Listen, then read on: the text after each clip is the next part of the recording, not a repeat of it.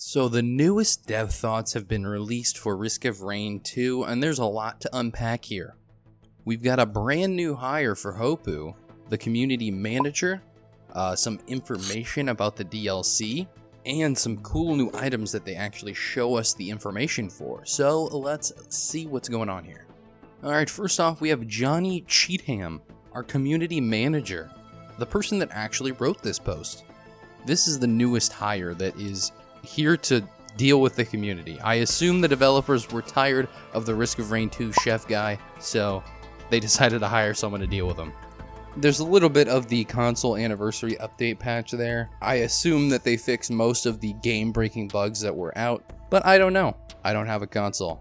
I know how to breathe through my nose. But anyway, here's the actual juice in the dev update. The Risk of Rain 2 expansion number 1, the DLC pack. As I expressed a couple days ago on stream, twitch.tv/R&D Thursday, I was hoping that Risk of Rain 2 would not delay the game, because so many games recently have been getting delayed and delayed and delayed. I thought there would be one last beacon of light, a beacon of Hopu, if you may.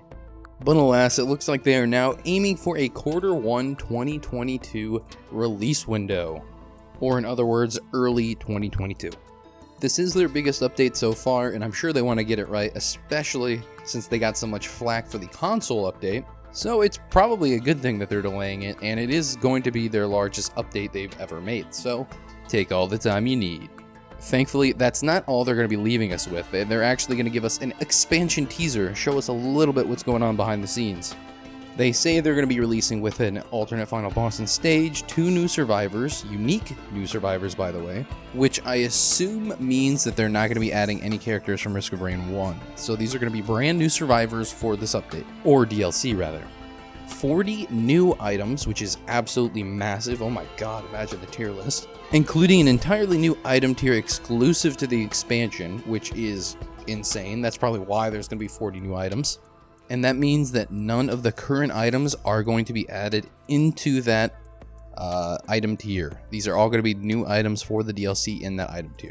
9 new monsters, which are just, monster types. 2 new bosses. 2 new elite types. 4 new stages. 3 new interactables. 1 new alternate game mode. New music. And tons of other fixes, changes, and improvements. And they add a little note on the end. The above list is not exhaustive. It is also subject to change. So things could be added, things could be taken away. You never really know. And here's Johnny Boy showing us some of the new items for us. We get to see actual visuals of the items and their descriptions. So first we have the new item, which is Sampler. Taking damage to below 25% health consumes this item, healing you for 75% of maximum health. So this is a lot like the Busted Key. Maybe they're going to make more items like this that are consumable and get out of your inventory in exchange for something that can save the run. The way this is worded, it makes me think that anytime you take damage below 25% HP, that you're going to be taken immediately to 100%.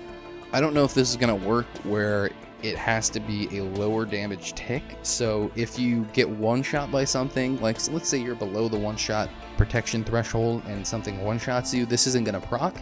I assume that's how that works, but I'm not sure. Probably not a bad item for extra one shot protection.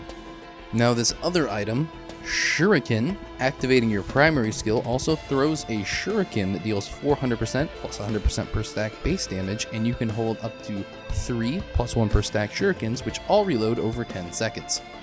This is an uncommon item, a green item, and obviously you could probably see the connection between Mercenary here. None of Mercenary's primary skills allow him to do any ranged attacks, so having a Shuriken would allow him to hit ranged enemies without having to, use his abilities just to hit them. Also, the way it's worded, activating your primary skill, makes me think that all you have to do is click the button, and then it will throw the Shuriken, instead of having to, hit an enemy before it activates. You know what I mean? Also, I don't know if anyone notices this, but it does 400% damage per Shuriken, which means it can proc any of the bands. So no longer will you have to be Commando or any of the other survivors that can't proc the bands with their normal attacks. Now you can pick up a Shuriken and proc them. The interesting thing about this is that it makes the Visions of Heresy a lot worse now. It used to be if you had a really bad M1, you would just get Visions of Heresy, but now you can just pick up Shurikens and your M1's fine now. Alright, moving on to the red item that they're going to be showing us, the legendary, the Pocket ICBM. All missile items and equipment fire an additional 2 missiles, increase missile damage by 0%, plus 50% per stack. So in other words, the first stack of this is just going to make your missiles shoot 2 additional missiles, and a second stack of the item will increase 50% damage for the missiles. It goes without saying this is going to be one of my favorite items in the game. The ATG missile just got a huge buff, and this basically turns the ATG missile into an ATG Mark III from Risk of Rain 1. Also, disposable missile launcher, another favorite item of mine that's going to be even better now. I'm assuming this might work for fireworks as well, maybe? Just off the top of my head, that's a couple of the missile items that I think work, and it makes all of them a lot better. They're already really good, but now they're going to be even better. Alright, now we have an equipment. Gubo Jr. Spawn a gummy clone that has 1000% damage and 1000% health and expires in 30 seconds with a 45-second cooldown. That's a 15-second downtime.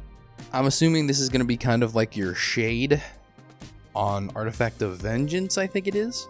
So this will be really interesting to have. One thing that really sticks out to me with this item is the fact that it's going to require some decent AI for the item to be any good. I can imagine there's going to be plenty of times where you try to spawn your gummy clone and it does nothing, dies instantly, or gets stuck. Or even worse, it might just end up killing you somehow. I am very interested in seeing what happens. Alright, and that's it. There's actually one last thing that they add at the very end. Thank you for this, Johnny boy. They have a picture of a ukulele-esque thing, except there's like 3 ukuleles, and at the bottom it says, and his music was electric. Now there's a couple of things going on with this image. Number 1, you can look at the background, it looks like it's in the void. Number 2, it's purple, which means it's a new item tier, and I think a lot of people have been saying purple item tier, and a lot of people have said void expansion. So I'm not gonna say for certain that this is a void expansion, but purple item tier, and it looks like this item is in a new map which is eerily void similar, but it is highly likely that there will be a void expansion. That's my big prediction. I'm pressing the prediction button. Let's see if I can go 2 for 0 on predicting updates. Anyway, that's it. That's all they got for us. Let me know what you think. What do you think the update's going to be? What do you think this ukulele is going to do? Let me know in the comments below, and like the video and everything, you know? Oh, also, if you see this today, I'm going to be doing a Twitch Plays Risk of Rain 2 on my stream, twitch.tv/R&D Thursday, so make sure to check that out whenever you're done watching this. Thanks and goodbye.